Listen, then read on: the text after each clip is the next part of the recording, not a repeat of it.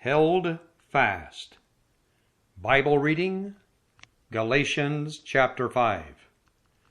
The Bible says, "For he that soweth to his flesh shall of the flesh reap corruption, but he that soweth to the Spirit shall of the Spirit reap life everlasting." Galatians 6, verse 8. Joey was a young cowboy who worked for one of the larger ranches in the Rocky Mountains of Colorado where we used to live. Thrown a number of times by one of the more unruly broncos, Joey was determined to ride him or die trying. He nearly did. Tied fast to the mount by his pals, Joey was doing well until the saddle came loose, and both saddle and rider slipped under the belly of the bucking horse. There was no way for Joey to escape. The horse's frantic kicking caused extreme damage to Joey's head, resulting in severe and permanent mental, physical, and emotional problems that completely changed his life. None for the better. Most of us are not so foolish as to bind ourselves to a wild horse.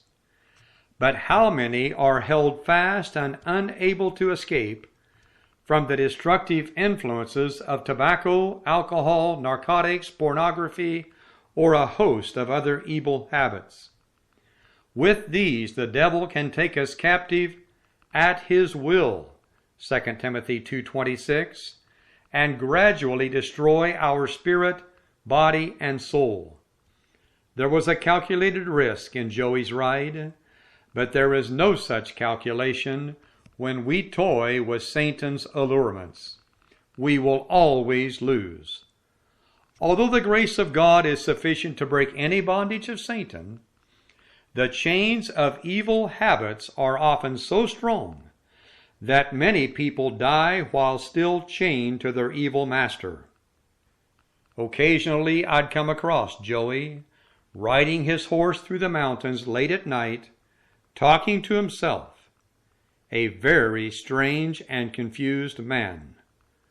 Hopefully someone reading this will think of Joey when enticed to sample the pleasures of sin. The devil's cords bind rapidly, they bind tightly, and escape too often seems impossible. The apostle said, "For if ye live after the flesh, ye shall die. But if ye through the Spirit do mortify the deeds of the body, ye shall live." Romans 8, verse 13.